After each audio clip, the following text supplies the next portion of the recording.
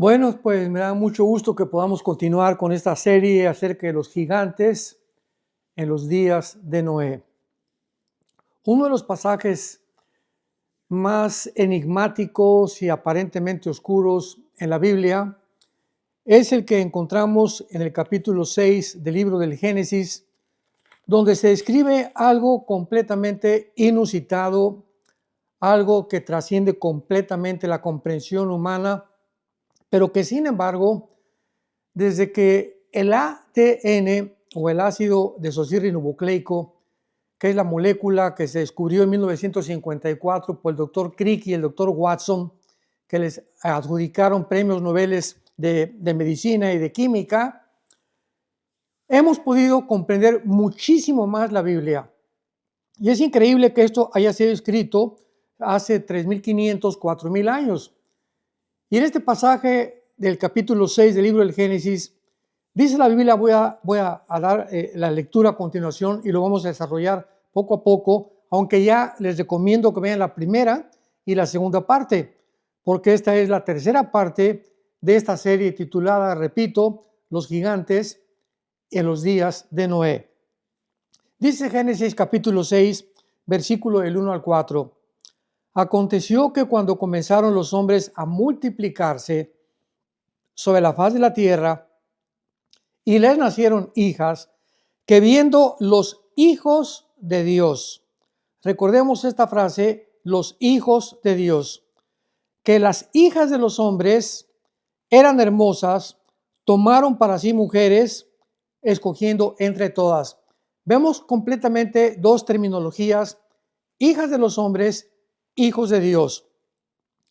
Y dijo Jehová, no contenderá mi espíritu contra el hombre para siempre, porque ciertamente él es carne, mas serán sus días 120 años. Había gigantes en la tierra en aquellos días. Y también después que se llegaron los hijos de Dios a las hijas de los hombres y les engendraron hijos, los gigantes le engendraron hijos a las hijas de los hombres, o sea, a mujeres humanas. Estos fueron los valientes que desde la antigüedad fueron varones de renombre. Esto, repito, es inusitado, enigmático, aparentemente algo oscuro, cuando no entendemos los avances de la genética, porque si nosotros hasta el siglo pasado, 1954, repito, alcanzamos a descubrir la molécula del ADN y las implicaciones que esto tiene, ahora existe el famoso método CRISP, con C de Carlos, R de Raúl, CRISP, tal como suena con P al final, CRISP, donde ya los genetistas están alterando, ya pueden meterse a poder modificar esta molécula y cambiar completamente el ADN de los seres humanos. No sabemos hasta dónde van a llegar. Bueno, la Biblia nos los muestra. Vamos a verlo tal vez en la cuarta, quinta parte de esta serie, a las modificaciones genéticas que encontramos en el capítulo 9 del libro del Génesis. Entonces, vemos de qué forma hubo una invasión, hubo una mezcla híbrida entre los ángeles caídos y las mujeres humanas. Durante el siglo pasado todavía se estuvo debatiendo, oiga, pero pues ¿cómo es posible esto? Si los ángeles, ¿cómo pueden meterse con las mujeres? Etcétera, etcétera. ¿Qué acaso los ángeles también tienen ADN? Bueno, hubo una serie de controversias, argumentos que se estuvieron poniendo en la mesa durante muchos años, y mientras más avanza la medicina y más avanza la genética, y además, mientras más rápido suceden los eventos, cumpliendo las profecías de los últimos tiempos, más rápida iluminación vamos a tener los cristianos para entender cosas que hace 2 años, que hace 5 años, mucho más que hace 20 años, no podíamos entender. Como dice el libro de Daniel, capítulo 12, versículo 4, en el último tiempo el conocimiento aumentará y los entendidos comprenderán. Muy bien, vamos a leer ahora Génesis capítulo 3, versículo 15, que es otro pasaje donde podemos nosotros encontrar algo también enigmático, misterioso, creo que todavía más problemático aparentemente para poder comprender, que también no lo podíamos entender. ¿Cómo pongo énfasis en esto? Que mientras más avanzamos, más entendimiento tenemos de la Biblia, de las cosas aparentemente oscuras, veladas, que nuestra mente finita e ilimitada no podía comprender. Pero vean esto, por ejemplo, en Génesis capítulo 3, versículo 5. Y esto es al principio de la Biblia. Imaginémonos todas las cosas que tenemos que ir descubriendo, codificadas, encriptadas por el Espíritu Santo a través de los 66 libros que se encuentran en las Sagradas Escrituras.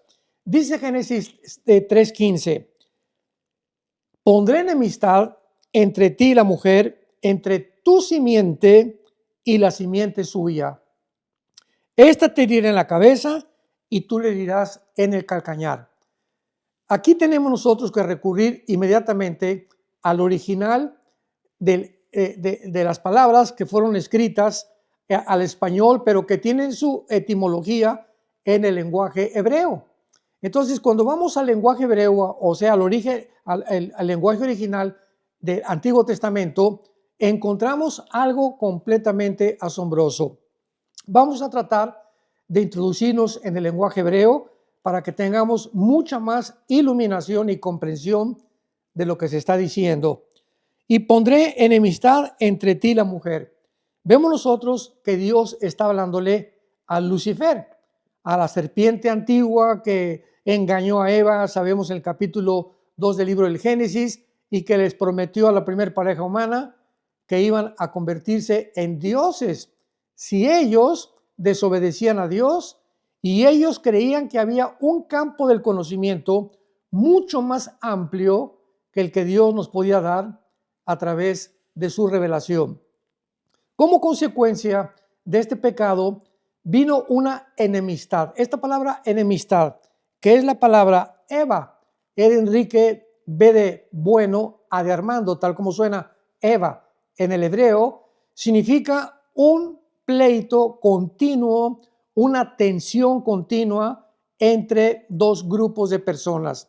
Y aquí claramente lo encontramos que no solamente va a ser entre dos grupos de personas, o sea, judíos y la descendencia de los árabes, etcétera, etcétera, que es el pleito que hasta ahorita se lleva a cabo durante muchos siglos entre árabes y judíos, sino que aquí el Espíritu Santo dice que este pleito, esta enemistad, esta tensión continua que iba a transcurrir por todos los siglos, iba a ser entre Satanás y las mujeres. O sea, en el momento en que Satanás escucha que Eva va a ser la mamá, va a ser la que va a traer al Mesías prometido, que iba a destruir a Lucifer a través del tiempo. Vemos que en la cruz del Calvario desarmó completamente, dice Colosenses capítulo 2, Cristo a las potestades y a los principados, pero hasta el final sabemos que Cristo destruirá a Satanás. Entonces Lucifer tuvo que intervenir inmediatamente. No, esto no puede ser. Voy a tratar de hacer algo para impedir que la semilla, la simiente de la mujer pueda nacer. Y ahora lo entendemos con más claridad. Pondré entonces una guerra, una enemistad entre ti y la mujer, entre tu simiente. Esta palabra simiente, todos ustedes que son estudiantes profundos de las Escrituras, escríbelo en la palabra original hebrea, cera, como suena con Z de cebra, de cero, cera, C-E-R-A, cera, y significa esperma. Linaje se tradujo en otras Biblias o descendencia. Entonces ya cobra un poco más de relevancia lo que estamos tratando de explicar.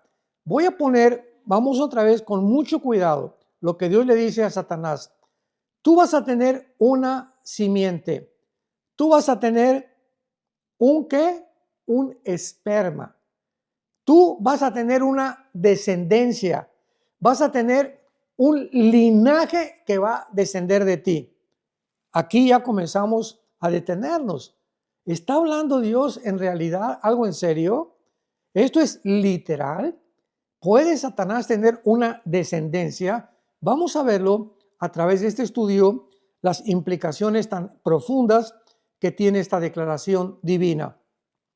Satanás, tú vas a tener una descendencia, vas a tener un linaje y la mujer va a tener otra semilla, otro linaje. De la semilla de la mujer va a haber una guerra contra tu semilla que tú vas a tener.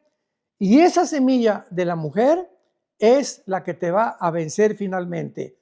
Te va a herir en la cabeza, pero tu descendencia va a hacer que tropiece la semilla de la mujer, o sea, el Mesías. Vamos a detenernos otra vez más, porque esto es importantísimo de poder explicar. ¿De qué forma podemos nosotros determinar o explicar que el Espíritu Santo no se equivocó? Porque ahora que ya tenemos todo el descubrimiento de la genética, sabemos que la semilla, o sea, el esperma, no lo lleva la mujer, lo llevamos nosotros, los hombres. Nosotros tenemos la semilla. Ellas, las mujeres, son la receptora de la semilla. Entonces, cuando mi papá tuvo relaciones con mi mamá, el esperma de mi papá, ¿verdad? Se juntó con el óvulo de mi mamá y vino la fertilización, el momento en que los 23 cromosomas de la semilla de mi papá o del esperma de mi papá se juntaron con los 23 cromosomas del óvulo de mamá, se produjo lo que se llama genéticamente un cigote. Y en ese momento, en el momento de la fertilización, para que si hay médicos nos escuchen, es en el momento de la fertilización cuando se produce la vida humana. ¿Qué significa esto?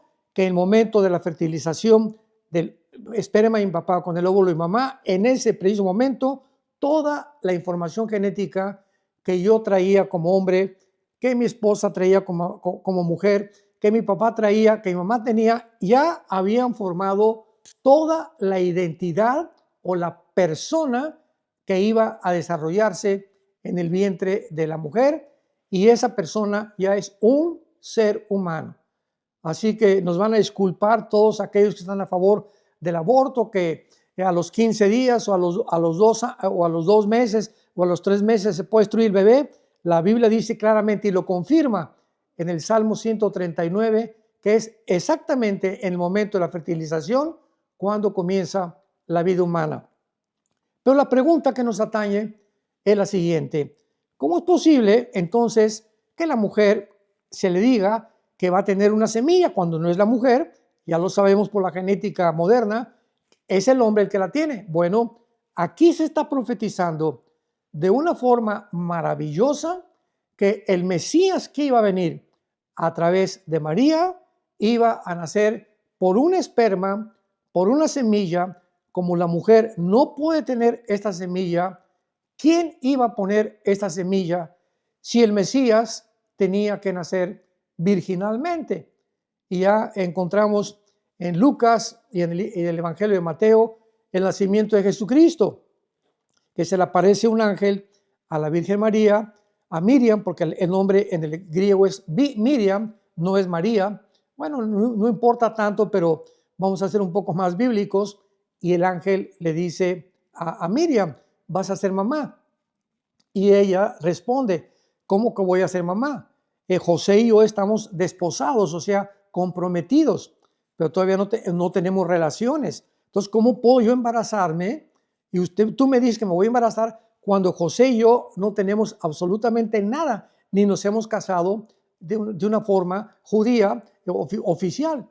Y entonces el ángel Gabriel le dice a Miriam o a María, mira María, el santo ser que vas a llevar en tu vientre, José no va a tener nada que ver. Va a ser una obra completa de Dios. El Mesías o el hijo que tú vas a tener va a nacer sobrenaturalmente por la obra y la gracia del Espíritu de Dios. En otras palabras, ahora que tenemos más conocimiento de la genética, todo esto es maravilloso porque durante muchos siglos nadie podía entender por qué José y María no podían tener relaciones como cualquier pareja humana para que naciera Jesucristo, hasta que se descubre el ADN. 1954 del siglo pasado comenzamos a entender y la Biblia tenía razón. Esto es maravilloso porque la Biblia es la historia del ser humano contada por adelantado. Dios adelantó a siglos y siglos y siglos de nuestro conocimiento simplemente para demostrarnos que solo Dios puede adelantarse con tanta exactitud y con tantos detalles, dejarlos escritos para que corroboremos, confirmemos nosotros que realmente es una obra sobrenatural la palabra de Dios. Entonces, el ADN ya nos demostró y nos enseñó que el varón tiene, ¿verdad?, los cromosomas XY y la mujer tiene el cromosoma XX. Esta es la composición genética del varón y de la mujer. Entonces, si tú tienes el cromosoma XY, eres, ¿qué cosa? Eres varón, de los pies a la cabeza. Y la mujer, si tiene XX, es mujer, con otra disposición para poder enfrentar la vida, con otras características anatómicas, con otro sistema reproductivo completamente diferente al del hombre, etcétera, etcétera. Entonces, la Biblia nos descubre también que es el hombre el que transmite el pecado. ¿Qué cosa estoy diciendo? Que es el hombre, como lleva el hombre la semilla y la semilla se transmite por el hombre, la mujer es la receptora, es el hombre el que es el transmisor directo, literal, del pecado. Veamos esto. No se adelante. Yo les dije que íbamos a pensar un poco más profundamente. Romanos 5:12, dice la Biblia, y así como el pecado entró al mundo por Eva, ¿no? Dice Romanos 5:12, el pecado entró al mundo por un hombre. ¿Pero cómo? Entonces, ¿quién fue el que pecó en el jardín del Edén? Otra pregunta, ¿Adán o Eva? Sabemos que fue Eva la primera que pecó, ¿verdad? Y entonces ella le compartió el fruto prohibido a Adán, pero fue ella la que inició el pecado. Entonces, como dice el apóstol Pablo, y aparentemente creemos que aquí hay otra contradicción, aquí la Biblia se está contradiciendo de ninguna manera. El problema somos nosotros, el problema no es de Dios. Tenemos que entender claramente y buscar las conexiones para entender la mente de Dios. Cuando la Biblia dice en Romanos 5:12 que el pecado entró por un hombre al mundo y por el pecado la muerte, y de esta manera la muerte se transmitió a todos los hombres por cuanto todos pecamos. Qué impresionante está esto. O sea, el pecado entró al mundo por el varón. Esto no significa que la mujer no sea pecadora. Claro que es pecadora también, ¿verdad? Porque la infección fue hombres y mujeres, pero el transmisor es el hombre. Vamos a poner un poco más claro para que lo podamos entender. Si desapareciéramos, si estuviéramos en una isla y no hubiera nadie más que mujeres, no habría reproducción, ¿correcto? Hasta ahí se quedó el ser humano. ¿Por qué? Porque entre las mujeres no se pueden reproducir. Y si nos encontramos puros hombres, tampoco podría la humanidad reproducirse.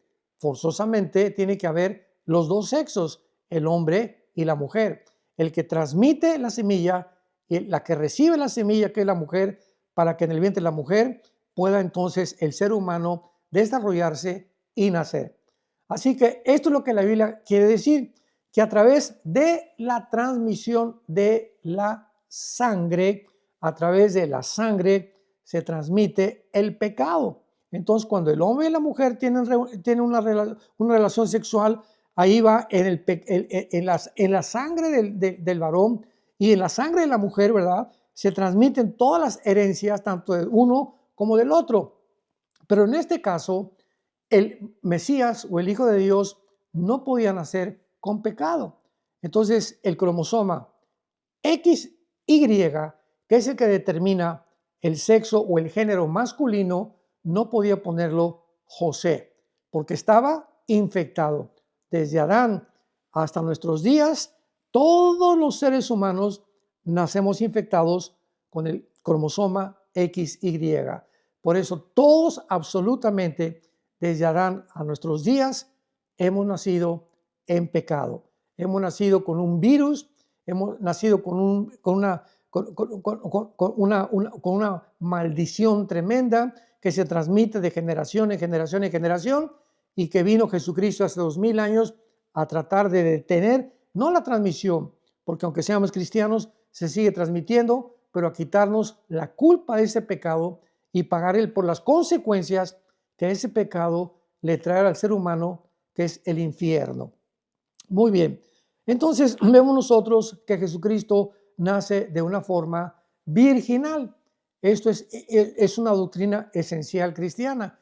Nace de una forma virginal. Y de esta forma Jesucristo puede morir en la cruz, abrir sus brazos en la cruz y pagar por nuestros pecados, porque Él no tenía pecado. Dice 1 Corintios capítulo 5, al que no conoció pecado, por nosotros se hizo pecado. No dice que Jesucristo pecó de ninguna manera. Nunca pecó, ni con pensamiento, ni con palabras, ni con acciones. Él nunca jamás pecó. Él se hizo pecado. Dios puso nuestros pecados en Él para que Él pudiera en esa cruz pagar por tus pecados y por mis pecados. Muy bien. Una vez que podemos entender esto más o menos de por qué estos ángeles atacan a la raza humana, a las mujeres, para tratar de qué cosa, de degradar el ADN. Ahora lo podemos entender más claramente. La primera intención, la primera motivación de Satanás fue el primer intento de poder pervertir la genética humana, para que de esta manera el Mesías que vendría por la mujer no pudiera nacer. ¿Qué pasó con esta mezcla de las mujeres humanas con los ángeles caídos en Génesis capítulo 6? Dice la Biblia en el versículo 4, y había gigantes en la tierra en aquellos días. Y esta es la primera pregunta que surge en nuestro estudio, porque hay otra versión que se manejó por mucho tiempo, otro argumento, que era la descendencia de Caín con los hijos de Set, los que habían producido a los gigantes, pero por el amor de Dios. O sea, por más malo que sea un hombre que se case con una mujer buena, o por más mala que sea una mujer que se case con un hombre bueno, no producen monstruos de 4 o 5 metros de altura, con 12 dedos en las manos, 12 dedos en los pies, que se les llama los gigantes, y que la palabra hebrea es Nepilim, si lo quieres apuntar, con PH intermedia, como suena Nepilim, que significa, viene de la palabra o de la raíz rafa o rapa, que significa los que se caen o los caídos. Ya nos acercamos un poquito más. Sabemos que los únicos ángeles que realmente se rebelaron contra Dios se les llama los caídos. ¿Por qué? Porque cayeron sobre la tierra para tratar de ahí en adelante de infiltrar, de poder influir, de poder destruir, abortar la obra de Dios con la raza humana. Entonces, había gigantes, había Nepilim. En aquellos días y también después, y lo dice claramente, que los hijos de Dios se llegaron a las hijas de los hombres. Esta frase, hijos de Dios, se repite únicamente en todo el Antiguo Testamento 4 o 5 veces máximo. Y las 4 o 5 veces que se repite la frase hijos de Dios, siempre se refiere o se adjudica a los ángeles caídos. Así que lo vemos también en la etimología. Una cosa son los hijos de los hombres, los hijos de las mujeres, pero aquí los hijos de Dios, un término que se le adjudica en el Antiguo Testamento a los ángeles caídos. Muy bien. Ahora nuestro estudio va a competir, ¿verdad? O vamos a tratar de establecer algunos principios muy importantes para demostrar la existencia que durante casi un milenio, casi 1000 años, nuestro mundo estuvo ocupado por estos mismos gigantes. ¿Y saben ustedes quién fue finalmente el que acabó con la raza de gigantes? Fue el rey David, que nos vamos a ver en los siguientes estudios. Vamos a hacer un estudio bastante lento para que puedan ustedes ir comprendiendo claramente, porque son doctrinas y son estudios o enseñanzas que casi no se escuchan en ningún lado y tienen una profundidad asombrosa porque nos ayuda a entender la frase de Jesucristo en Mateo 24, 37 al 39, más como en los días de Noé. Así será la venida del Hijo del Hombre. Entonces Jesucristo no dijo como en los días de David, no dijo como en los días de Sansón, como en los días de Salomón. La generación que Cristo usó para poder compararla con la generación que estamos tú y yo viviendo actualmente, ¿cuál fue? Los días de Noé. Así que pues es lógico que si queremos entender cómo fue los días de Noé y la comparamos con las características de la vida que estamos teniendo y el tiempo que estamos viviendo, vamos a tener una amplitud mucho más grande, un espectro más grande de conocimiento acerca de lo que Dios y Jesucristo nos quería dar a entender. Muy bien. Si en los días de Noé hubo este ataque a la genética humana, ¿acaso implica que también en la época que estamos viviendo va a haber algún deterioro? ¿Va a haber algún ataque contra la genética?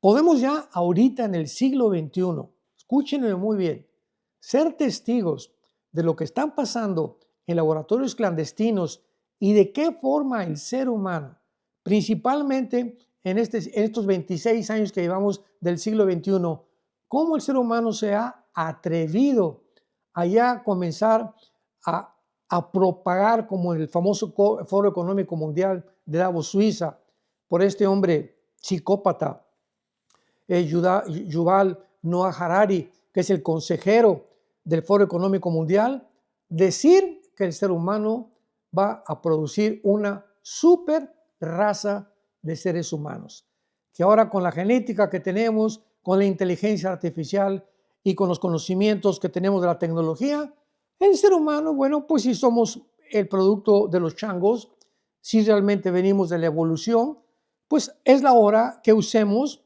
los medios alternativos como la genética, la tecnología, la inteligencia artificial para producir un mejor ser humano, mejorar al ser humano. O sea, atreverse a creer que el ser humano puede hacer algo mejor que Dios. Esa es la idea del ser humano, una idea psicótica completamente, una idea psicopática completamente. Solamente es una locura ni siquiera atreverse a decir eso. Eso es lo que se está enseñando en los laboratorios, en las universidades y políticamente en el foro de Davos, donde empresarios, presidentes, diplomáticos, escritores, filósofos escuchan las palabras de este señor Noah Harari. Buscan en el Google Noah Harari con H, Harari. Tiene un nombre, un libro que se llama El hombre Dios, Homos Deus, que ahorita están en todas las librerías, donde él explica claramente lo que yo te estoy diciendo. Para que veas que aquí no hay ningún invento, estamos hablando la realidad de lo que está pasando en el mundo a la luz de las Escrituras. Muy bien. Veamos entonces rápidamente en el libro de Génesis capítulo 6 algunas características que existieron en el día de Noé para ir abarcando más adelante el proceso y el desarrollo de cómo se multiplicaron los gigantes durante ese tiempo y cómo los gigantes fueron los primeros que trataron de impedir que el pueblo judío entrara a la tierra de Canaán. Aquí ya vemos claramente que estaban marcados completamente como entidades malignas para abortar el plan de Dios. El plan de Dios era que cuando Dios sacó a los judíos de Egipto, introducirlos a la tierra de Canaán, pero ahí los estaban esperando los gigantes. Estos seres híbridos de 4 o 5 metros de altura. Vamos a ver a Goliat, que fue uno de los que pelearon contra David, ¿se acuerdan? En 1 Samuel capítulo 17, y vamos a ver con detalles todos y cada uno de estos acontecimientos. Pero veamos algunas características importantes de los días de Noé, aparte de la invasión genética que hubo de los ángeles caídos. Dice Génesis 6, versículo 11 y 12. Y se corrompió la tierra. Esos son los tiempos de Noé. La tierra estaba corrompida delante de Dios y estaba la tierra llena de violencia. Y miró Dios la tierra, he aquí que estaba corrompida, porque toda carne había corrompido y había corrompido su camino sobre la tierra. Aquí me detengo rápidamente para explicar lo siguiente. La palabra corromper, porque ahorita podríamos preguntarnos, ¿existe algún gobierno en la actualidad, en el siglo XXI, que no esté corrompido?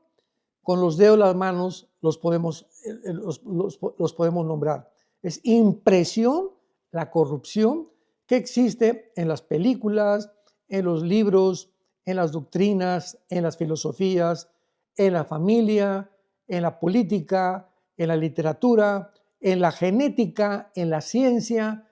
Parecería como que el mundo, ¿verdad?, está siendo barrido por la corrupción. Y la corrupción es el deterioro del carácter del ser humano. Así se encontraba la generación de los tiempos de Noé. Pero también es importante porque es la palabra que se usa en el hebreo shahat o sahat, que significa una corrupción moral. O sea, vamos a traducirlo, y estaba la tierra degradada moralmente en los tiempos de Noé. Acordémonos nada más, para no ir tan lejos, en los tiempos de la pandemia, hace 3 o 4 años, cuando comenzaron a cambiar los mismos médicos, los mismos genetistas, comenzaron a pelearse que realmente el hombre no era hombre, que la mujer no era mujer, que había más de 45, 50 tipos de géneros, increíble, que llamándonos seres pensantes, inteligentes, que tenemos ya la inteligencia artificial, estamos peor, somos unos enanos, gigantes tecnológicos, pero somos unos enanos moralmente. Así que es impresionante al grado de degradación al que hemos llegado.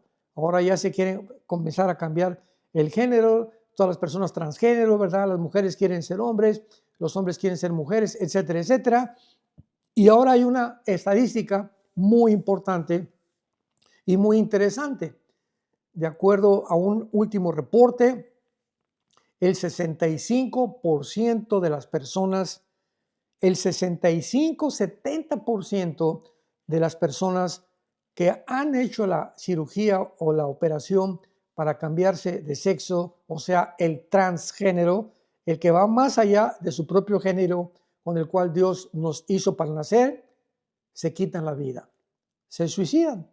¿Por qué? Porque es una maldición. O sea, el 65% de las personas que se han hecho la operación para cambiar de sexo acaban quitándose la vida. Se corrompió la tierra y estaba la tierra aparte llena de violencia. ¿Qué es lo que vemos actualmente? Guerras, rumores de guerras, que a Irán, que Hezbollah, que Israel, que Estados Unidos, que China, que Rusia invade Ucrania, que la OTAN tiene miedo, que ahora van a tomar Groenlandia, que hay que defender Groenlandia contra China y contra Rusia. Vemos un mare magnum actualmente en el mundo de tensión. Es lo que todos los días abrimos los ojos y encontramos en la televisión antes de acostarnos, en los medios de comunicación, una tensión continua en el que ya en el último año o 2 años continuamente se pone énfasis en la Tercera Guerra Mundial, en la que ya ahora sí Putin va a lanzar cohetes, ya China va a lanzar cohetes, Norcorea va a lanzar cohetes, y ahorita Estados Unidos, Irán va a tener que contestar a Israel, pero ya es algo que Jesucristo profetizó En Mateo 24, y oirán de guerras y rumores de guerras. Pero esto no es el fin, ¿verdad? Es el principio de los dolores, como dijo Jesucristo. Así que esta era la característica en los tiempos de Noé. Una degradación completa, una corrupción moral y además violencia por todos lados. Y dice la Biblia en el versículo 12, y miró Dios la tierra, y la tierra estaba corrompida, se usa la palabra shahat, porque toda carne había corrompido su camino sobre la tierra. O sea, realmente era una verdadera Sodoma y Gomorra, el mundo en los tiempos de Noé. Vamos a ver en esta cuarta parte ya abarcar el mundo de los gigantes y vamos a ir desarrollando el estudio claramente muy sistemático desde el capítulo 2 del Deuteronomio para ir viendo el avance de los gigantes y de qué manera estos gigantes o estos Nefilim estaban poblando completamente la tierra de Canaán y fueron más de 8 o 10 tribus de gigantes que poblaron el mundo y que se repartieron el mundo, como lo vamos a ver con la evidencia de las pirámides de Egipto, las de Machu Picchu y cosas que dices, estas construcciones, estos megalíticos no pudieron haber hecho por hombres. ¿Quiénes fueron, verdad? Estos pobladores que estaban infiltrados, ángeles caídos, que habitaron aquí en la tierra en ese tiempo y que fueron destruidos por el diluvio y que van a volver a reproducirse antes de que Cristo regrese. Así que pongamos atención para la cuarta parte de este estudio tan interesante, los gigantes en el tiempo de Noé.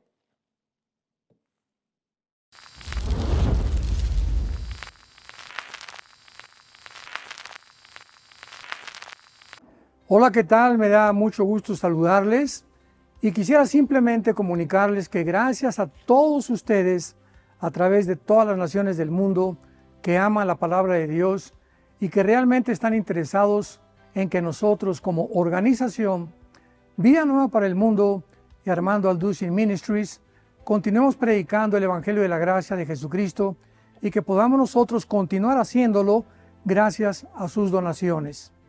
Este año cumplimos 46 años de ministerio, 46 años donde hemos predicado, hemos enseñado, hemos tenido seminarios y de diferentes formas de estudios bíblicos alrededor del mundo y hemos pensado y considerado de una forma fiel el Evangelio de la sana doctrina de Jesucristo. Nosotros, con todas estas donaciones, tenemos que sostener pastores, misioneros, obras, equipos de televisión y aún continuamos buscando la manera de poder elevar este ministerio. Hasta este momento quiero que ustedes estén enterados que no tenemos una sola propiedad como organización y así hemos trabajado durante 46 años porque le damos la importancia a la evangelización, a las misiones y también a los hombres de Dios para levantar más pastores. Le damos las gracias y que pueda Dios con su gracia tocar sus corazones y que puedan ustedes invertir en un terreno donde es fructífero, porque creemos que ha producido bastante buen fruto para la gloria de Dios. Gracias, muchas gracias por sus aportaciones y por las donaciones que sabemos ustedes continuarán haciendo para que podamos continuar siendo fieles en la predicación del Evangelio de la gracia de Dios. Que Dios les bendiga.